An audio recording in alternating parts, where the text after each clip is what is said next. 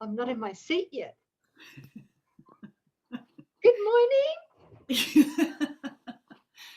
You look so radiant this first time in the morning, sis. My goodness. Oh, that's what happens when you get up at 5 a.m. I wouldn't know anything about that. Oh. Is it Stevie Wonder that sang the song, Isn't She Lovely? Yes. Yeah. Yes. That song just came to my mind looking at you, sis. Isn't that Oh, sweet? that's beautiful. I'm serious. I Oh, hadn't that's thought really about that song at all. It just came right in. Oh, I Yeah. love that song. Oh, Well, it's your song. thank you. Yeah. Lesson 186. Hey, y'all. Here we go. Yep. Here we go. Woo, this is a biggie. It's a big one. Salvation of the world depends on me. On who? Excuse me? A what? Ah, Surely he must be kidding. Salvation of the world depends on me.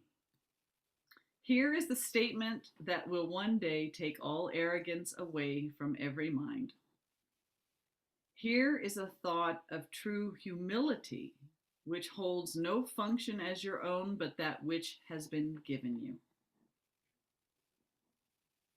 Wow. It's just the opposite to the world's thinking. isn't it? True humility is to accept that the salvation of the world depends on me. It offers your acceptance of a part assigned to you without insisting on another role. It does not judge your proper role. It but acknowledges the will of God is done on earth as well as heaven. It unites all wills on earth in heaven's plan to save the world, restoring it to heaven's peace. Let us not fight our function. We did not establish it. It is not our idea. The means are given us by which it will be perfectly accomplished. All that we are asked to do is to accept our part in genuine humility and not deny with self-deceiving arrogance that we are worthy. Wow, that's a big statement. Yes, it is. Self-deceiving arrogance, right? Not Yes, deny it, right? no, that we are worthy. Let's not deny that we are worthy and in deep humility accept that this is God's plan. This is what He has assigned us to do. Would we argue with that, or do we accept it in loving obedience? Okay, what is given us to do, we have the strength to do. Our minds are suited perfectly to take the part assigned to us by one who knows us well. Who would that be? My daddy. Our Creator, Father, Mother, who knows us well, designed us perfectly. Today's idea may seem quite sobering until you see its meaning. All it says is that your Father still remembers you and offers you the perfect trust He holds in you who are His Son. It does not ask that you be different in any way from what you are. What could humility request but this? And what could arrogance deny but this? Today we will not shrink from our assignment on the specious grounds that modesty is outraged. It is pride that would deny the call of God Himself. Pride, pride. There's the Trinity, right? The unholy Trinity. Pride, pleasure, and attack that the ego builds its empire on. Yeah. Thank you, sis. Pride of the mythical me. Yeah. Attack, right. Pride, pleasure, and attack. Yeah. Pleasure, yeah. Yep. All false humility we lay aside today, that we may listen to God's voice reveal to us what He would have us do. We do not doubt our adequacy for the function He will offer us. we will be certain only that he knows our strengths, our wisdom, and our holiness, and if he deems us worthy, so we are. It is but arrogance that judges otherwise. There is one way, and only one, to be released from the imprisonment your plan to prove the false is true has brought to you. Accept the plan you did not make instead. Sorry. Judge not your value to it. If God's voice assures you that salvation needs your part, and that the whole depends on you, be sure that it is so. The arrogant must cling to words, afraid to go beyond them to experience which might affront their stance. Yet are the humble free to hear the voice which tells them what they are and what to do.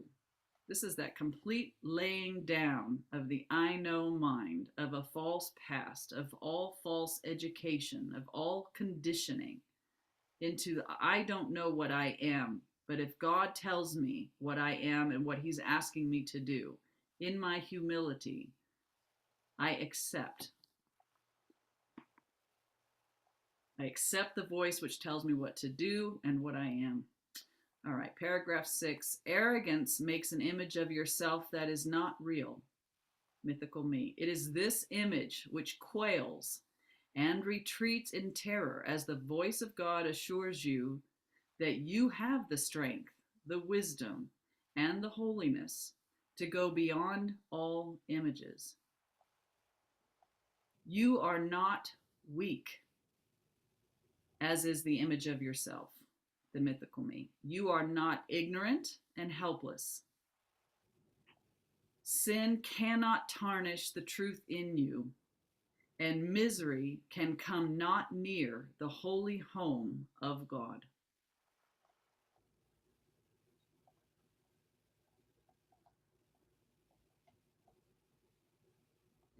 All this the voice for God relates to you, and as he speaks, the image trembles and seeks to attack the threat it does not know, sensing its basis crumble.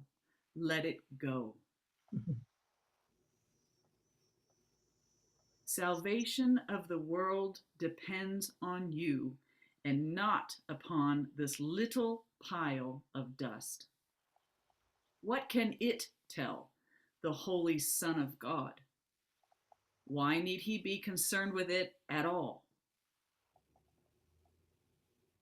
And so we find our peace. We will accept the function God has given us, for all illusions rest upon the weird belief that we can make another for ourselves. Our self-made roles are shifting, and they seem to change from mourner to ecstatic bliss of loved and loving. We can laugh or weep and greet the day with welcome or with tears. Our very being seems to change as we experience 1,000 shifts in mood, and our emotions raise us high indeed or dash us to the ground in hopelessness. Is this the Son of God? Could he create such instability and call it Son? He who is changeless shares his attributes with his creation. All the images his Son appears to make have no effect on what he is. They blow across his mind like windswept leaves that form a patterning in instant, break apart to group again and scamper off. Or like mirages seen above a desert rising from the dust. These unsubstantial images will go and leave your mind unclouded and serene when you accept the function given you. The images you make give rise to but conflicting goals, impermanent and vague, uncertain and ambiguous. Who could be constant in his efforts or direct his energies in concentrated drive towards goals like these? The functions which the world esteems are so uncertain that they change 10 times an hour at their most secure. What hope of gain can rest on goals like this? Wow. He knows us well, doesn't he? Oh, geez. Yeah. In lovely contrast, certain as the sun's return each morning to dispel the night, your truly given function stands out clear and wholly unambiguous. There is no doubt of its validity. It comes from one who knows no error, and his voice is certain of its messages. They will not change nor be in conflict. All of them point to one goal and one you can attain. Your plan may be impossible, but God's can never fail because He is its source. Do as His voice directs, and if it asks a thing of you that seems impossible, remember who it is that asks and who would make denial. Then consider this. Which is more likely to be right? The voice that speaks for the Creator of all things, who knows all things exactly as they are, or a distorted image of yourself, confused, bewildered, inconsistent, and unsure of everything? Let not its voice direct you. Hear instead a certain voice which tells you of a function given you by your Creator, who remembers you and urges that you now remember Him. His gentle voice is calling from the known to the unknowing. He would comfort you, although He knows no sorrow.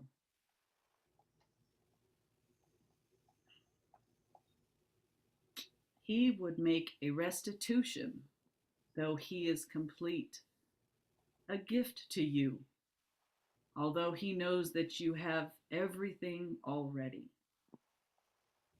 He has thoughts which answer every need His Son perceives, although He knows them not.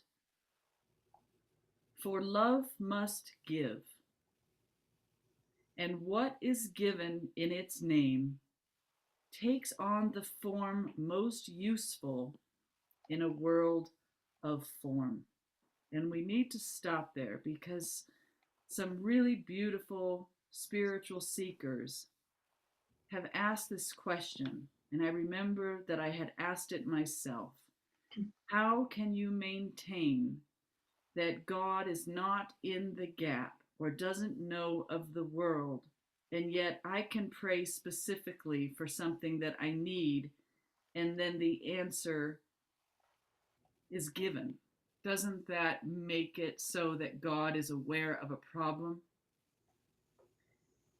And here Jesus is pointing to the nature of God, that God gives liberally everything it is, and that when we seem to perceive a lack or a need, and we turn to this all-pervading outpouring of love, when that love meets our thought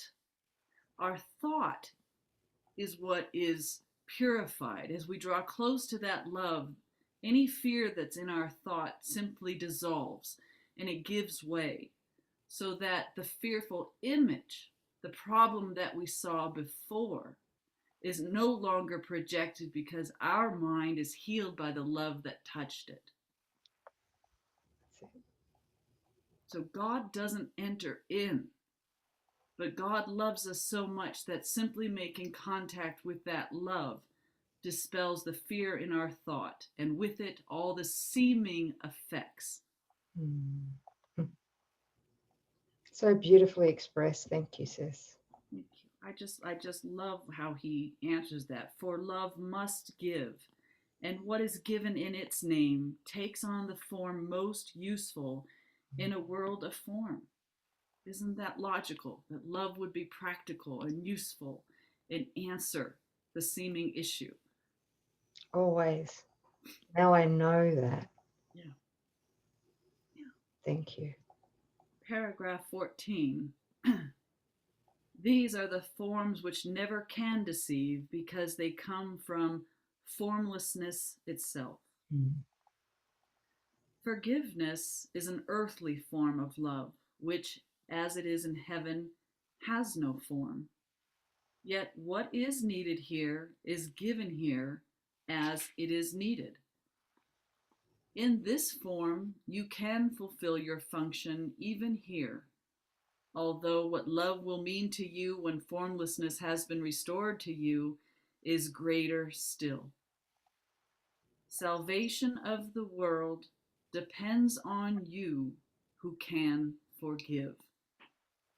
Such is your function here.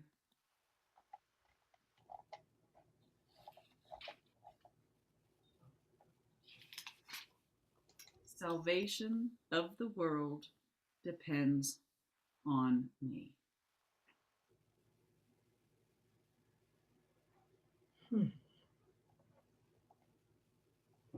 What a beautiful reading. Thank you. I felt you as you were reading. I felt him as I was reading. Yeah, That's thank what I'm talking about. you. Yeah, You get what I'm saying? I do. I felt you, the Christ. Yes.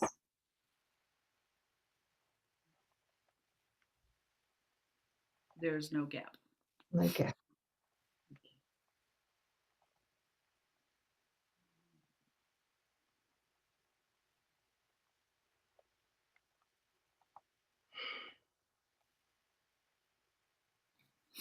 Thank you, family. Yeah, thank you, guys. You're healing us one lesson at a time. Thank you. Yeah, thank you so much for making these alive, bringing these lessons alive. Have a beautiful day. Don't let the world down.